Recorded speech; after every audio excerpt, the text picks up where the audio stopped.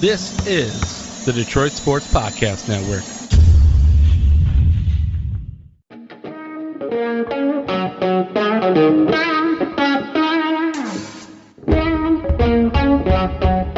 The biggest icon in podcasting.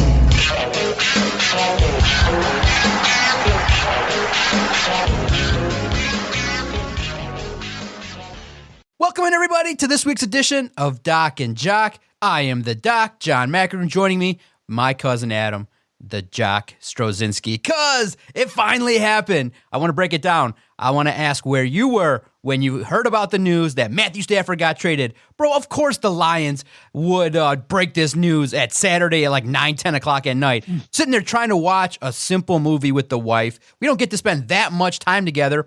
So she says, hey, let's fire up the Pete Davidson movie, The Kings of Staten Island. Bro, that shit's all wacky too. That's a crazy movie, the first 30 minutes that we got to watch. And then all of a sudden, boom, it hit. So I can share, obviously, once Adam Schefter tweeted it, within 2 minutes, we had the article up because everyone knew it was hot and heavy. It was reported. I mean, thank gosh for Dan Campbell. He wasn't even hiding it. He's like, it's hot and heavy. It's going to happen. So everybody knew it was just going to be plug and play which team.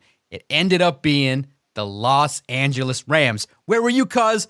Best news story of the year. Already 2021. Best sports year ever. Matthew Stafford is gone. Sayonara, sucker. See you later. I was super pumped, man. I was so excited. When the news broke, I was probably about 10 drinks deep, sitting in my buddy's basement. And I think we were talking about stocks and we were talking about everything that was going on with GameStop from the previous week. And all of a sudden I look down at my phone and it's reported that Matt Stafford is now a Los Angeles Ram. And then I was like, hold on, pause. We can't talk about GameStop no more. I was like, what did we get for Matt Stafford? He was like, what are you talking about? And then I was like, Matt Stafford's going to the Los Angeles Rams. Next thing you know, I'm thumbing through everything, trying to digest everything and get all the facts on what took place. Of course, I had to go check out SI All Lions. So, shout out to you and the good work you do. But man, I was excited. I was pumped. I thought they got a great return for Matt Stafford. I know we're going to get into that, but I was excited, man. I was pumped, and I was half in the bag. I ended up doing a live Twitter video with B. The audio was absolutely brutal. I don't know why. I didn't have my headset on, so it was just very impromptu. But it sounded absolutely horrible. But I think you could tell I was kind of 3 sheets to the wind there. I usually pay attention to all that stuff. I did not come across that. Thank goodness. Well, dude, the news just broke. You were too busy pumping out 18 articles regarding what was going on. Yeah, no doubt about it. I was like, boom, boom, boom, boom. I'm like, oh, here we go. But actually, to be honest, it actually rolled in beautifully into February. We were all joking like, okay, January was great with the numbers. Can this please just take place on Monday? But, oh my gosh, the reactions, what the Lions got. I mean, credit also to SI.com, the national site. Albert Breer rocked it. He had all the inside knowledge of all the trades that were made, the offers. So that was awesome for the company. And everybody was wondering what the return was, why the Rams. And then everybody then turned their focus to the fact that, Jared Goff got thrown into the mix. What does that mean? Looking at Stafford and what he can do with LA. There's so much to talk about. But first, let me ask you this real quick. Before we get into kind of breaking down the actual nuts and bolts of the trade. Because a couple weeks ago, you didn't think they'd be able to get a first. They were able to squeeze out 2 first-round picks. Was that mind-blowing to you or what? Because you were a guy who was like, yeah, maybe a second. Like, the market's going to dry up. And it sounds like they got offered quite a bit for Matt Stafford, and they ended up settling on the best offer, or at least the offer that they thought was the best. Was the 2 first-round draft picks crazy to you? Yes, obviously I probably undervalued what the league felt about Matthew Stafford. Maybe the Rams will figure it out and it'll cost Sean McVay and Les Snead their jobs, or they could be the ultimate heroes and sacrificing all those first-round picks will actually work out for them. So yeah, I probably should have said at least they should have. I should have assumed they would have gotten 1 first-round pick, but obviously at the Senior Bowl, it went down. The talks were going down hot and heavy. And then once the news broke earlier on Saturday afternoon that, the Lions were talking hot and heavy with the Rams, it made a lot of sense. It's Brad Holmes' old team. He knows the inner workings of what's going on. He knows what they need. He right away could get on the horn and make a deal happen. So kudos to Brad Holmes because this deal is legit. It's above market value for Matthew Stafford. 1 first-round pick, and I think you and I would have been jumping for joy. 2 next year in 2022, 2 first-round picks. 2023, another 2 first-round picks. You add another pick in the 3rd round this year. Bro, I love the trade, graded an A+. Everything about it is solid. Look, even the addition of Jared Goff is okay, and we'll talk about that. But I truly felt the Lions maximized their trade value of a 33-year-old quarterback who's 1 or 2 serious hits away from being out of commission. So, and it's nice. Look, I know the Lions don't have a great reputation with their players. Calvin retired. Barry faxed in his retirement. So I think doing Matthew a solid is more than okay. I know that there is a pick out there, and I'll tease it. We'll bring it up later. There is an offer that they could have took that might have also been juicy. But getting this now, cuz you can trade up, you can trade back, you can add more capital. You've done the very basics of what you needed to do. You added draft capital, 2 first-round picks for Matthew Stafford. I absolutely loved it. Amazing job by the general manager. Yeah, I mean, I think you said it there probably more succinct than I will. They allowed themselves to be flexible for the next couple seasons. What you now control as the Detroit Lions is you have 5 first-round draft picks over the next 3 years. Like, let that sink in. You have 5 first-round draft picks, 5 of the top 32 players in the next 3 drafts. Like, that's nuts. And even with this draft, we don't know how this draft is going to play out. If they really want to, they could possibly trade back and pick up more picks and possibly add an extra first round somewhere. So I think what you have here is you have Brad Holmes doing a great job in looking at what the market was. Obviously, Matt Stafford was the hot name. I know Deshaun Watson was out there, and I don't know if Deshaun Watson is going to get traded. I don't think it's going to happen. I don't know if Sam Darnold's going to get traded. I don't think that's going to happen. So really and truly, you don't ever hear of top 10 quarterbacks getting put on the market and then getting moved. Matt Stafford was made available, whether it was because he asked for it or whether it was just because this is what needed to happen for this organization to flush the entire system and actually start a rebuild. What you have here is you had Matt Stafford as the hottest quarterback commodity out there, and you had a GM who let everybody know it. You had a head coach who let everybody know it. Somehow it leaked that Matt Stafford let the front office know it. And because of that, it helped drive up that price. And what you had was you had different people bidding for this guy. And I think it was fantastic. And I think what you have is a general manager who realized the moment he stepped in, he was like, oh my God, we've got to gut all of this and we've got to start over. And the best way to do that is to maximize as much value as possible for our best piece, our franchise player, Matt Stafford, and get as much draft capital as possible. So what they do now is, in return, they also get Jared Goff, which is great. So now he's your bridge quarterback. You don't have to go out and you don't have to sign a quarterback. You don't have to draft a quarterback in this draft. So we talk about what this draft looks like, right? Trevor Lawrence obviously going number 1. There's some debate as to whether who's going to go number 2, whether it's Justin Fields or Zach Wilson. But if you fall in love with either one of those guys and they're gone before it's your pick at 7, you don't have to take whoever's left. You don't have to take anybody else. If you do fall in love with somebody, you have the availability, again, being flexible, you have the availability to take them. Or if it's somebody who might slip in the draft, you have the ability to move back and try to hedge that bet. You don't have to take anybody right now. You have your quarterback for your foreseeable future in Jared Goff. What that allows you to do is to come around next year if you want to, because look, I think they're going to be really bad this upcoming year. I don't think they're going to win very many games. I think Matt Stafford usually was good for 5 wins a season, right? I think Jared Goff, I think he's a good quarterback. I think he's done some good things. I don't think he's as good as Matt Stafford. All right. I think he has some flaws, and maybe they can work with that. Maybe they can protect him a little bit.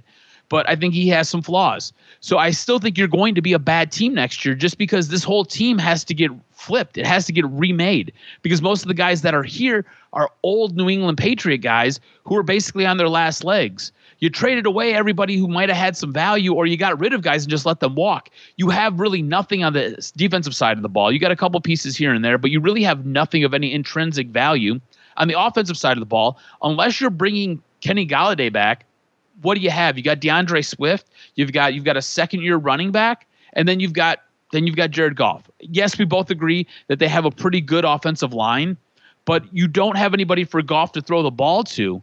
And unless you're going to become a ground and pound running team, which might do the best for Jared Goff in protecting him, I think you're going to be a very average to poor team next year, which then puts you in a really good spot with 2 first-round picks to move up and manipulate the draft any way you see fit if there's a guy that you fall in love with.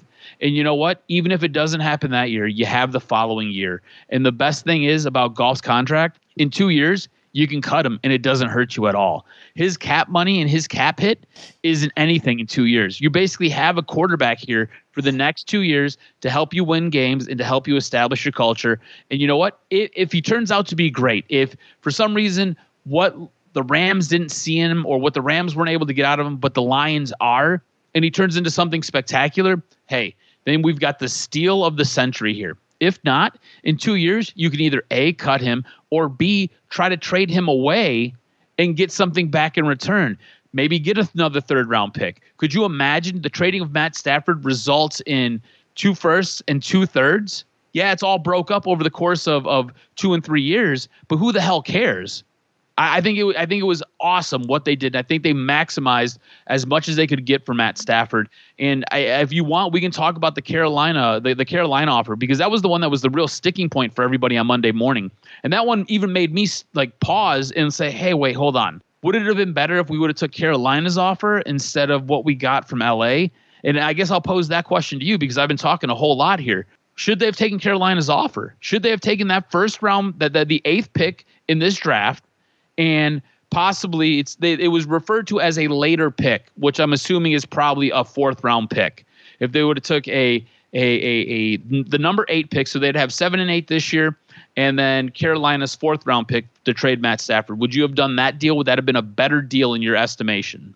I don't think it would have been a better deal because of where the Lions are at in their rebuild. I think they're fine with 6 picks in this year's draft, and then they can use the more picks in 2022 and 2023. Because look, year 1 is going to be a wash. They got to tear everything down, install new stuff. So it's going to be a learning year. Everything you said about Jared Goff, absolutely correct. But bottom line, starting point, he's a bridge quarterback. So you can draft a quarterback, he can learn, sit, relax for 2 years, and then after 2 years, I don't think he's going to play well enough with what the Lions got to get enough wins to garner a trade value. So you have him for 2 years, perfect definition of a bridge quarterback, and then you cut him. So you can do much worse than Jared Goff. So that's absolutely awesome. Now, of course, if you're a nervous Nelly, you know that the number 8 pick is going to become a future stud.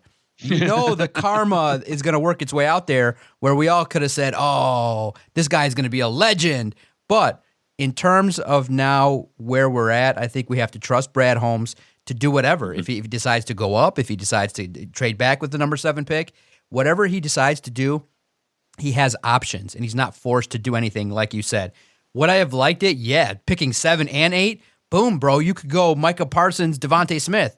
You know how picking up those 2 players would instantly improve both sides of the ball? Oh, my God. Or you could even kind of go crazy and go offensive lineman, linebacker, or you could even trade. You could even, if you got balls, and maybe check out SI All Lions in the near future, as I've already started to open the door.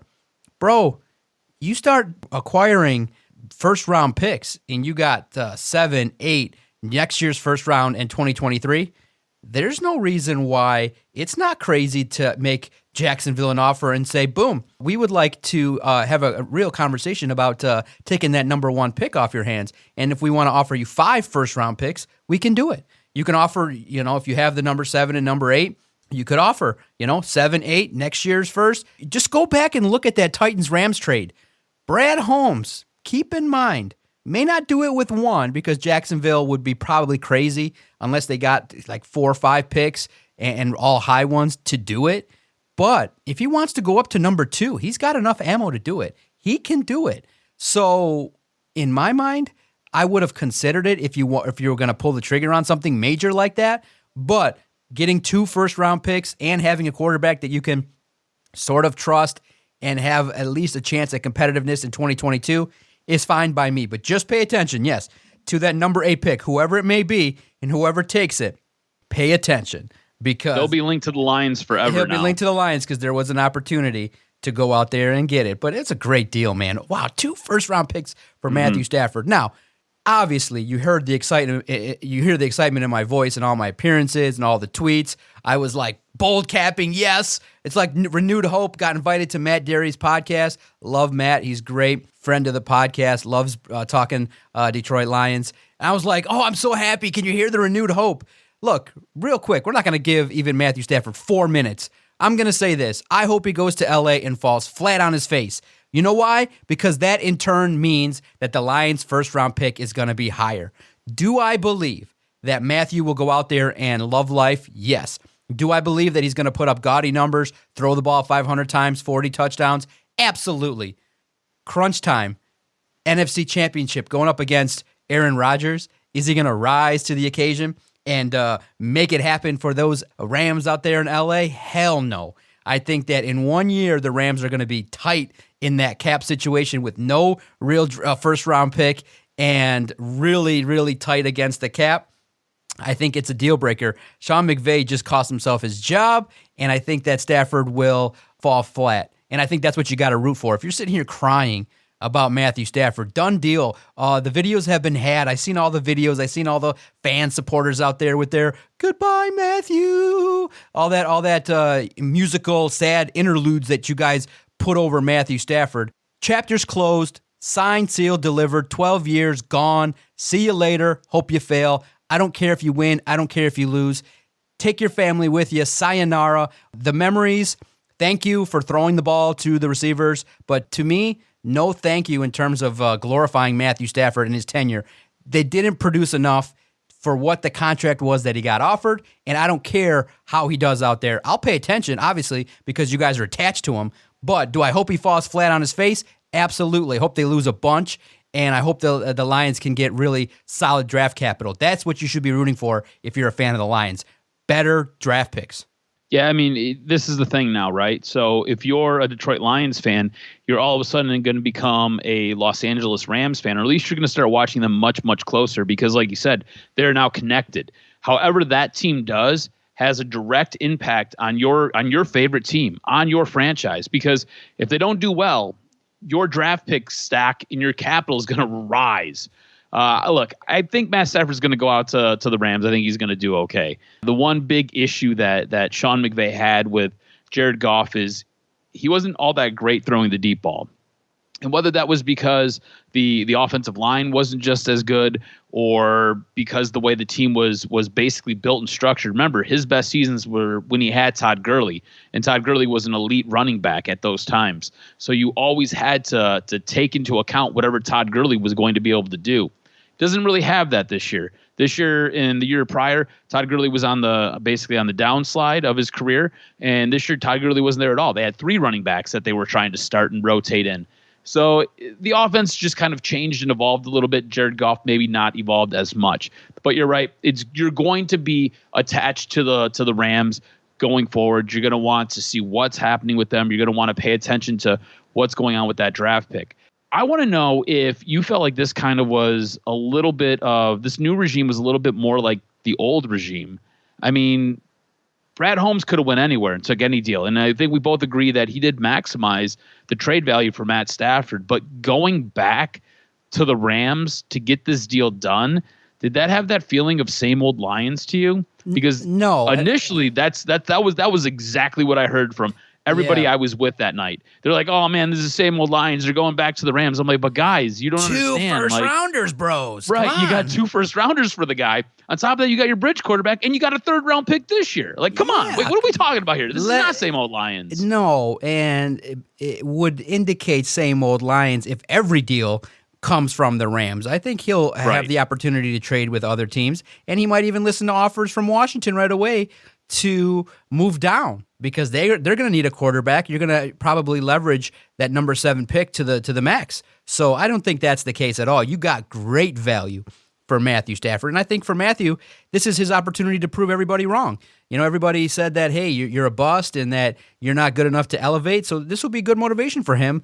And if he does end up pulling it off, good for him. You know, he could end up being that superstar that that true superstar that was laying in wait here in Detroit, suffering, and then goes on to have success. I can't wait to see if he's able to master that system, make quick decisions. Now, in regards to Jared Goff, I think that's the part that people go, you could have went probably Tyrod Taylor, Ryan Fitzpatrick, Jared Goff, high-priced, because guess what it does? It does put you in a precarious cap situation where you might not be able to have both Romeo Okwara and Kenny Galladay. It does kind of stink in that his cap number raises the situation for the Detroit Lions, and you're going to have to hope that that cap goes around to 185, 190, so it's not as bad as it appears to be. So that part of it I get, in that you're going to have to get creative, probably lop off the likes of Justin Coleman, maybe even Chase Daniel. It puts you in a little bit of a tighter cap there's situation. There's gonna be a ton of turnover, a bunch of guys on their way out. Yeah. So don't even fret about that. Exactly. Here's a question for you though: if you had to pick one, you had to pick Romeo Okwara, or you had to pick Kenny G. Who are you taking? Yeah, no, I'm taking Romeo Okwara, because here's the thing. Kenny G's separation number is not the best. A year older now with the injury. This prove-it year, unfortunately, you have to pay the price. You were not there. You were part of the reason why Matt Patricia got fired. So I would not invest in Kenny Galladay. I think you let him go. I think there's, if my reading was correct, because I'm reading so much, you could potentially get a compensatory third-rounder if you let Kenny G walk. Take it, baby. Take the compensatory. Absolutely. I would do that in a heartbeat. So Kenny G probably, based on his asking price, unless they take hometown deals, you stick with Romeo Okwara, you can start to build a defense around him. And you saw his productivity. He played well on a lot of levels. Kenny G, unfortunately, a little bit too much diva, and I think you can go younger. Dude, you could get Devontae Smith, Quintez Cephas. You can get one more inexpensive free agent. You got yourself three, and then you just highlight the hell out of TJ Hawkinson, and you got yourself the makings of a team. You know, I'm thinking that, it's going to be lean in terms of free agents and what's going to go on in the cap. So you're going to build through the draft. So I'm not disappointed at all that they went to the Rams. I mean, that's the first call he probably should have went to, absolutely. And then I understand that people are kind of looking sideways at Jared Goff, but I am concerned because you hear the talk and people said, oh, look at his inconsistency. He stalled a little bit. He did not take the next step.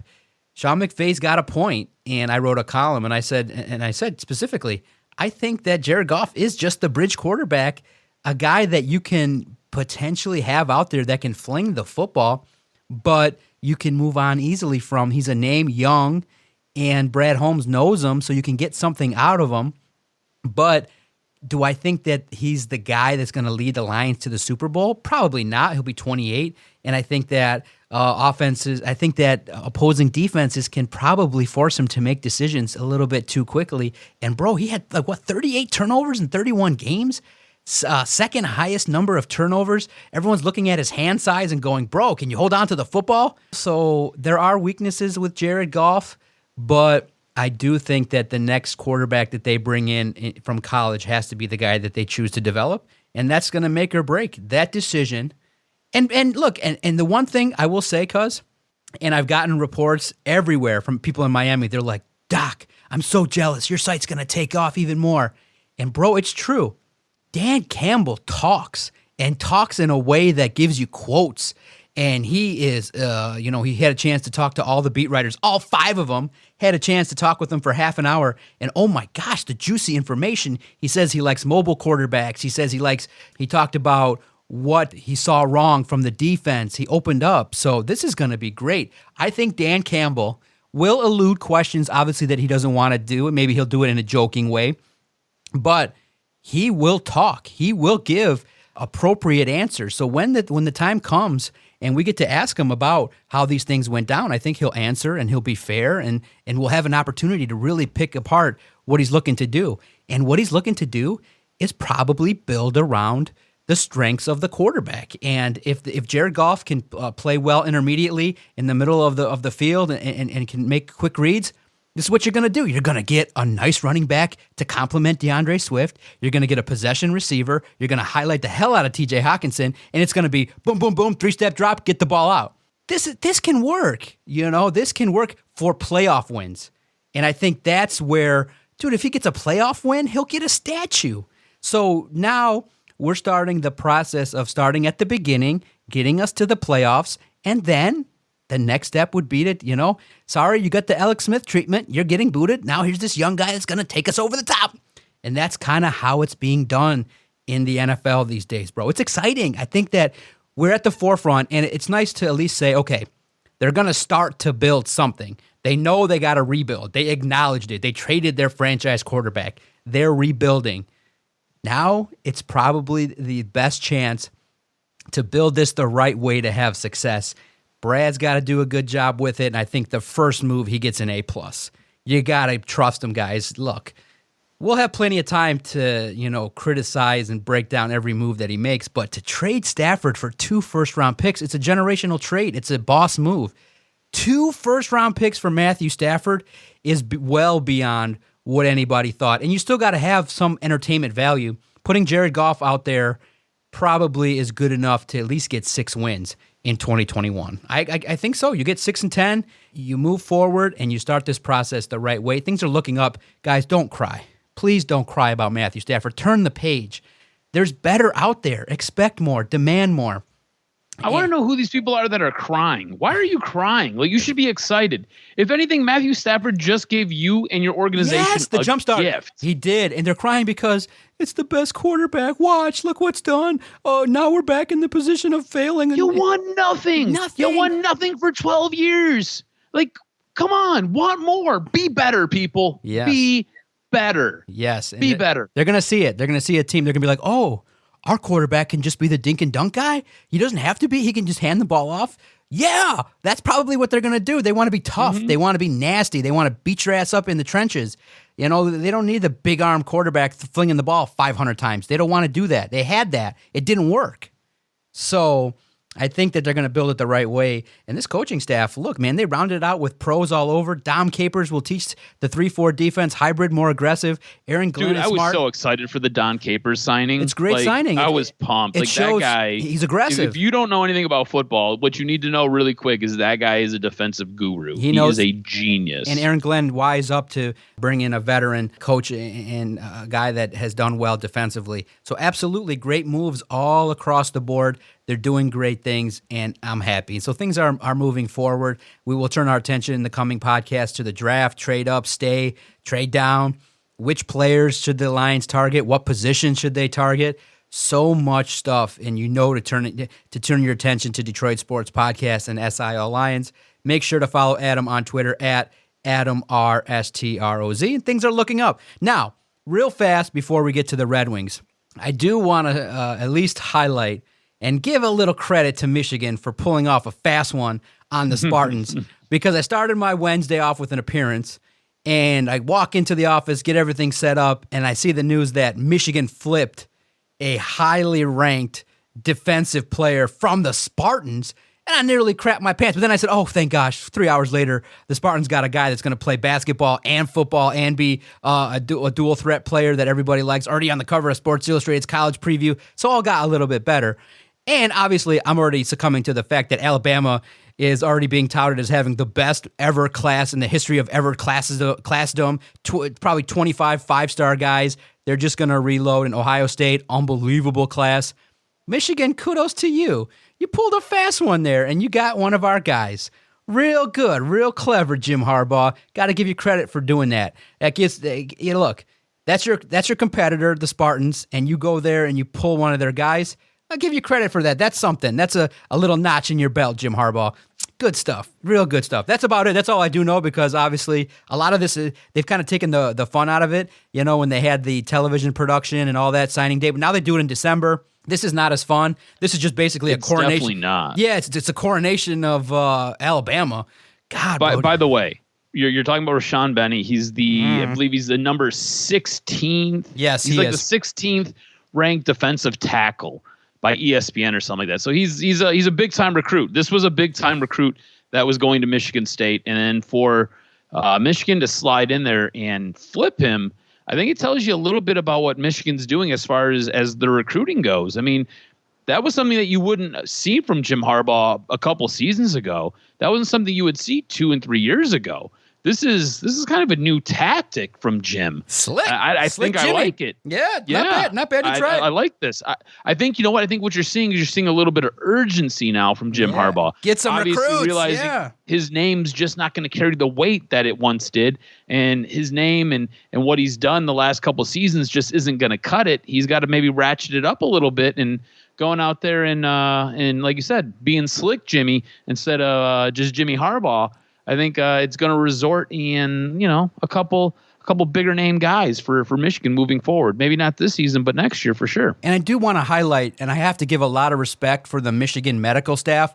I think you should decide to keep Michigan basketball on the bench until April. I think it's important to be safe. Bro, it's important to wipe down everything. I think you need to scrub every single court. You need to make sure you got to do a full physical on everybody. And I think a 12-week hiatus is absolutely in the cards for the Michigan basketball team. I think it'll really work. Man. This is the strategy, cause I really like it. I think it's absolutely perfect.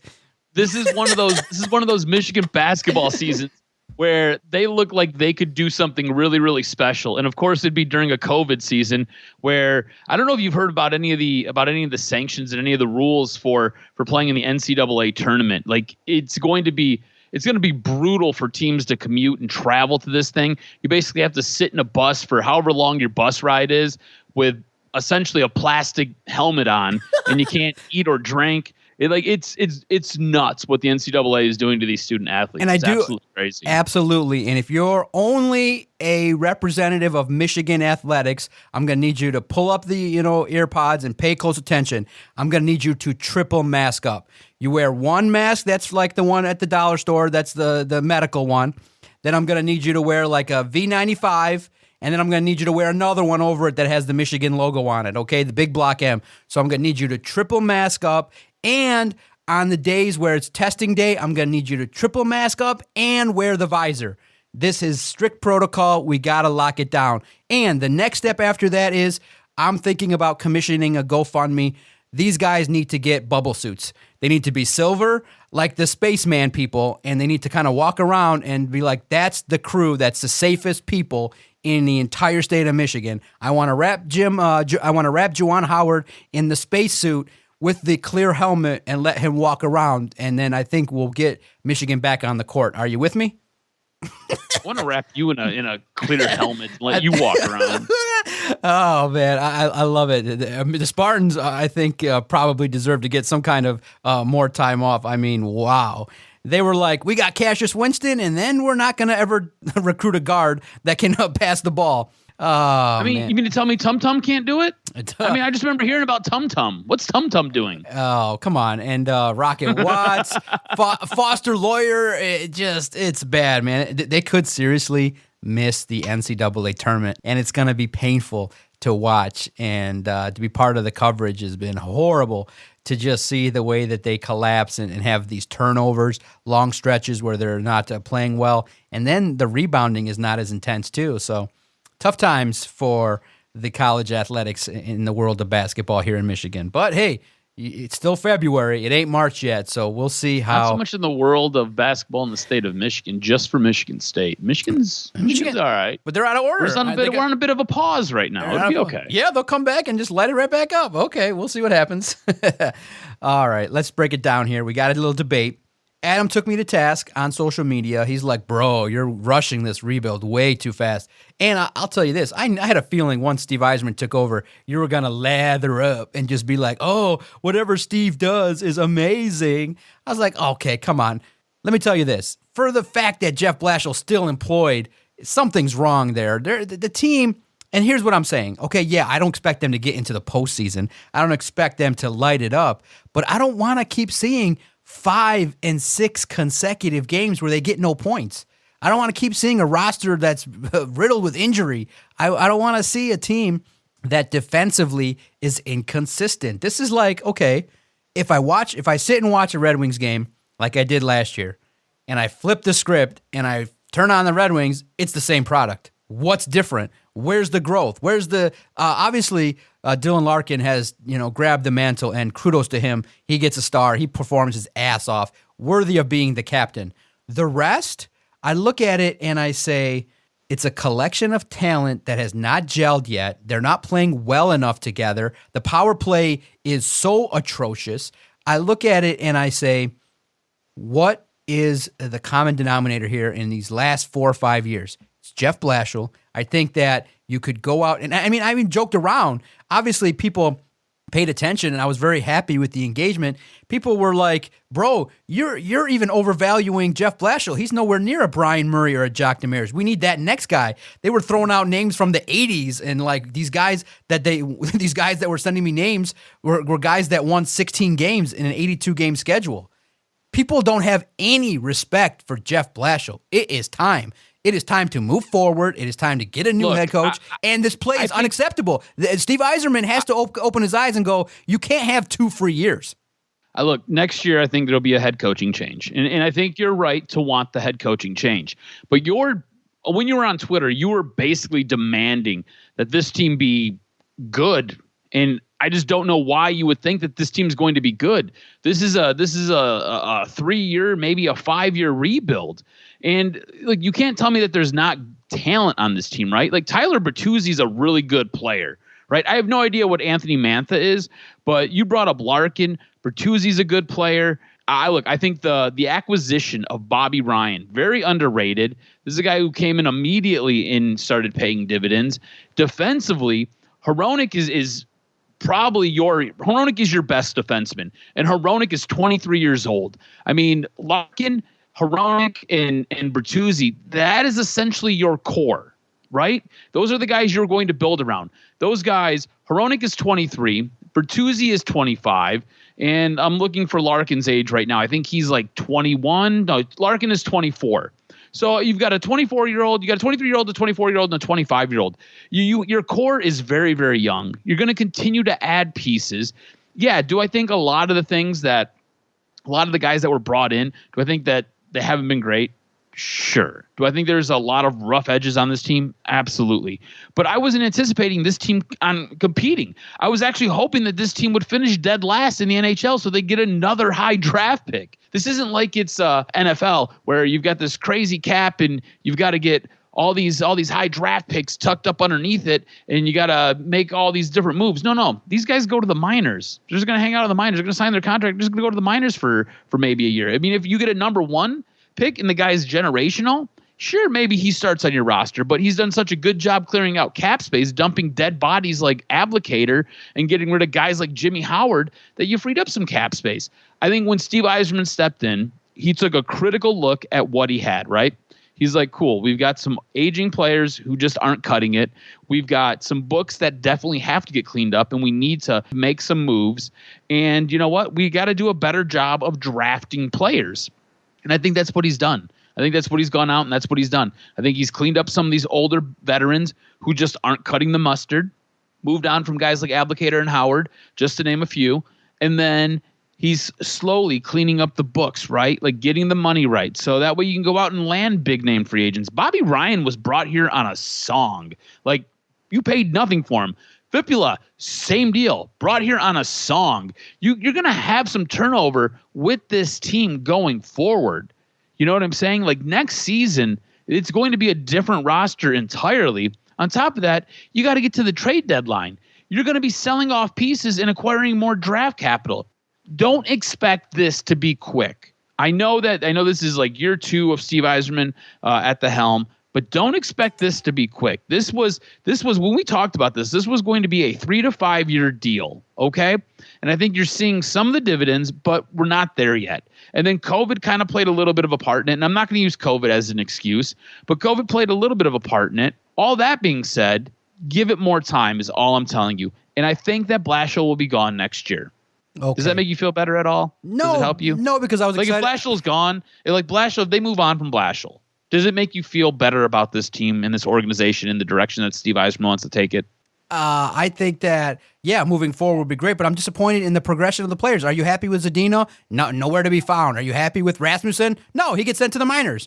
You're looking at some of these players and you go, okay, and look, as we're recording this, they're taking a pounding from the Tampa Bay Lightning, and you realize, all right, another loss, and you realize that the excitement's not there where it needs to be. The consistency of at least, okay, What is this team about? What can you hang your hat on for this team?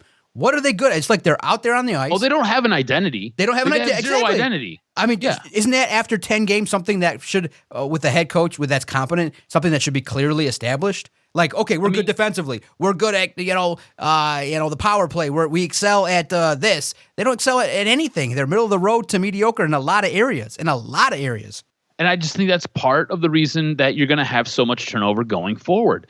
Look, it's just an issue of talent right now. And you don't really have any of Steve Yzerman's draft picks on this team right now. You've got some of the trades that he made and some of the maneuvers that he made by bringing guys in, but you don't have any of the guys that he's drafted. These are all Ken Holland guys, right? Like Zadina's a Ken Holland guy. So you're not impressed with Zadina, all right? That falls back on Ken Holland making moves. Anthony Mantha has been a monster disappointment. That's on Ken Holland. That's a Ken Holland guy. Bertuzzi's a Ken Holland guy. We like him. Larkin, you praise him. Larkin, I'm indifferent to. I don't know. I'm just indifferent to Dylan Larkin. He's whatever to me. If I had to pick between Tyler Bertuzzi and Dylan Larkin, I'm taking Todd Bertuzzi all day long. I think he has more value. But signings like a guy like Franz Nielsen. Franz Nielsen was brought in here, and he had a crazy, crazy number that they paid him. Franz Nielsen, I believe, will be gone next year. Darren Helm will probably be gone next year. Sam Gagner will be gone next year. Bobby Ryan's a guy you're going to flip at the trade deadline to get something back in return. Robbie Fabry is a guy that Steve Yzerman brought in, and he's paid dividends. He paid dividends immediately, and he's been an okay piece. Young guy. He just needs a little bit more time. I think what you need to do is you just have to have a little bit of patience. You just got to be patient with this. I mean, who's their goaltender for the future, right? Obviously, it's not Bernier. And look, Thomas Greiss was a good signing, but both those guys are older. They don't have that goaltender of their future right now. So I think you're playing with an incomplete team. It's like playing with a deck of cards, and you've got two aces, you've got one jack, and you got a couple twos, and you've got like 3 threes. And you're like, all right, cool, let's play poker. Wait, hold on. What are we going to do? Like, why would we do that? Doesn't make any sense. That's essentially what he's rolling out there with right now. And it's okay. They're supposed to suck. And they're going to suck the rest of the season. So if you don't want to watch, don't watch. But what's going to happen is come draft time, they will have another top 4, top 5 pick, and they will turn that into something. I'm almost dead certain that they will turn it into something very, very good. Okay, what do you make of the goaltending situation? I like what I've seen so far. Conservative. I think that they don't let up a lot of rebounds, and the goals that have been giving up haven't been of the terrible variety. Look, I like Thomas Greiss. I thought when they brought Thomas Greiss in, I thought that was a really good signing by them. I thought Bernier, probably the last year and a half, has been your best goalie that you've had. So goaltending, I'm not upset with it, right? Both those guys are a little bit older. You don't really have that goaltender of the future. So it'll be interesting to see what they do as they make their way into the draft, or if they go out and at the trade deadline, they trade for somebody young that they can bring into their minor league system. Goaltending for this team has been a sore spot. Whatever you believe about Chris Osgood, I think Chris Osgood was probably the last really great goaltender that came up through their system. Jimmy Howard was good, but once Jimmy Howard had a groin injury, he was useless to you because he was going to miss anywhere from 14 to 20 games every season because he had to deal with a groin injury. And I don't think Jimmy Howard ever really met his full potential. I don't think the guys playing in front of him were all that great either. That defense very quickly went downhill after Nick Lidstrom left. So I think it all kind of works a little bit hand in hand. I think the goaltending's been good, though. I don't think it's anything to write home about, but I think it's been good. And I think what you have is you've got two guys in Greiss and Bernier who are going to kind of solidify that back end, at least for the next season or two. And then after that, you're going to have to figure some things out because, again, it's a team that's going to be in flux. It's just like the Detroit Lions. We're so excited about the Lions because they have so much flexibility and there's different things that they can do. And we both believe that they're not going to be a great team next year and they're going to be drafting high again. It's the same thing with the Red Wings.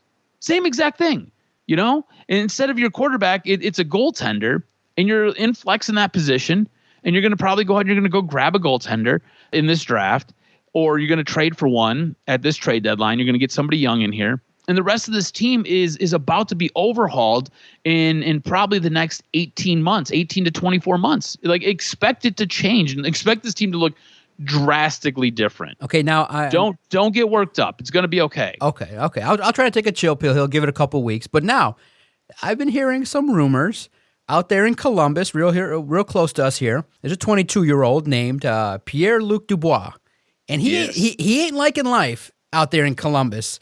He's not excited. He's not excited. Let's just say that Tortorella's kicking his ass, probably MFing him every mistake that he makes.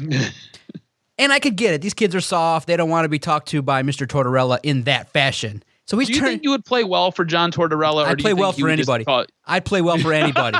Cut me a check. Cut me the check. I play well for. I'm a team guy. I play well for anybody. I play well for anybody. You give me a player's coach, we'll have beers together. You want someone to rip my ass? That's fine. I'll play better for him. I don't care. The coach is the boss. I don't have a personality conflict with the boss. If the coach wants to rip me a new one every time, then I'll do better to guarantee that.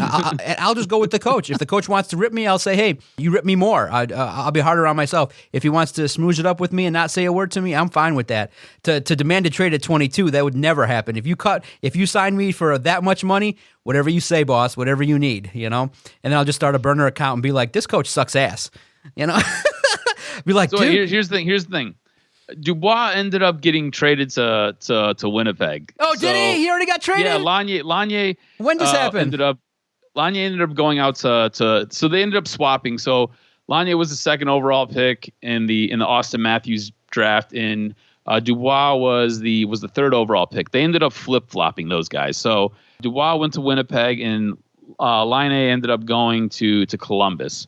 So Dubois doesn't sound like he's 100% excited to be in Winnipeg right now. So I think that's where you're going with your story. Oh, see, I didn't even know. They traded him. Mm-hmm. When did this happen? Let's see here. This was a big trade like a week ago. A week ago, I missed it. Yep, the Columbus Blue Jackets traded to the Winnipeg Jets for right winger Patrick Lane. Has 65 goals and 93 assists in 234 games. Oh, I heard the story. I didn't even. I was hoping that it wouldn't go down that fast.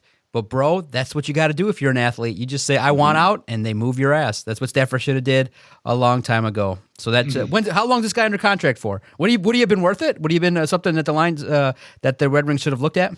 I think based on his talents, he could have been a guy that really helped make a difference. He's a guy who I think could have came in and he'd have been on one of your top two lines and he'd have scored for you. Would he have been a little bit of a cancer in the locker room? I think possibly. Seems like a guy who doesn't really want to play both ends of the ice. Seems more like a guy who wants to just kind of put the puck in the net, and defense is an afterthought. And again, we've already talked about how bad Detroit's defense is on the regular, and what they're trying to do is establish that defensive mindset. Hasn't really taken place since Jeff Blashill's been here, and I think that's one of your biggest critiques of Jeff Blashill. So I don't know if he would have worked here. And I think that was part of the reason he wanted out of Columbus, because Tortorella is you're going to play both ends of the ice, whether you like it or not. If you want to play offense, you better play just as hard on defense. And he didn't really want to do that. So see, the only light of hope I had was make a blockbuster trade, but it already happened.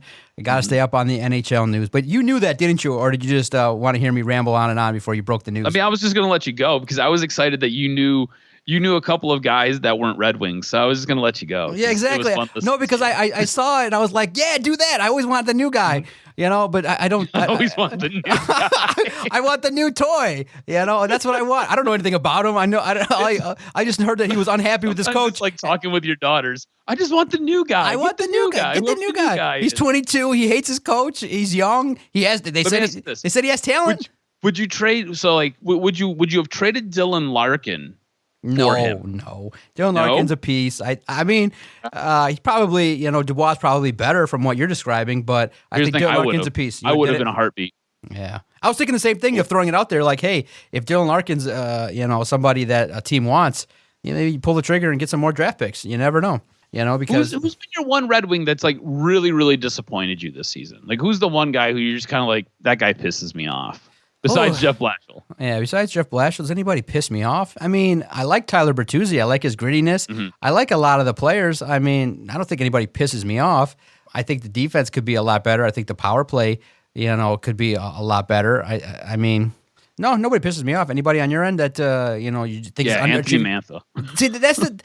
I think that he still can do better, and I know that he's the guy that people point to that they say that he's overvalued, but I think he's still got a little bit more in him. But I think people are definitely losing their patience, huh? He is. I just don't know what it is, right? I mean, again, this is why maybe Dubois wouldn't have been such a great idea, because I think Dubois is a higher skill set of Anthony Mantha, right? Anthony Mantha doesn't really like to play defense all that much. Really likes to score, likes to have the puck on his stick. Sometimes doesn't move as well without the puck, and sometimes doesn't move and make the best decisions with the puck. But I think Dubois is better in some areas, but it's more, again, a similar mindset where it's offense. Okay, I do got a name that's not like pissing me off, but I always wonder what he does and why he was brought back. Terry Filppula is not doing anything. He takes up space and he wears the jersey that says Filppula, but he has really no statistical value in what he's doing, right? He hasn't scored a whole heck of a lot, not lighting the lamp, not consistent, right? So, right, like as far as statistics go, correct. He's more out there to win faceoffs. He is a guy who I think was brought in more because he's an older veteran. He's more of a locker room guy, and he's really good in the dot. So like he's there to win faceoffs when you need a guy out there to win faceoffs. Plus, he's a good looking guy. You know what I'm saying? The sex appeal goes up on this team because Filppula's out there with his bleach blonde hair. So very good. You're like, okay, you're not buying any of that. We had our hockey talk good. I put my foot in my mouth, but I will pay attention even closer. But I want more points. No, you did good, man. I want more points. I want more points. I want more points. Look, if you need to feel better about Filppula, right? He's a -2 on the season. Not really sure what's going on with the Lightning game that's taking place while we're recording this, but he's a -2 on the season. For a team that has struggled to score goals, and for a team that has struggled with consistency, -2 is very, very good. Yep. -2 is very, very good. And this is a guy who plays roughly 14 minutes a night, so he's on the ice quite a bit. He's a guy out there he's accumulated some miles. The thing is, he just doesn't get a ton of shots. And I think, again, he's there more to be a presence. He's there for his defensive play, and he's there to win faceoffs. That's why he's there. Okay. All right. Let's see how this progresses with the Wings. The Pistons are still doing their thing. They're tanking full mode, so good on them. The baseball season probably will start on time, and we'll see how that progresses. I'm excited to see what AJ Hinch will bring to the table, man. Good stuff. Always enjoy talking sports with my guy, Adam.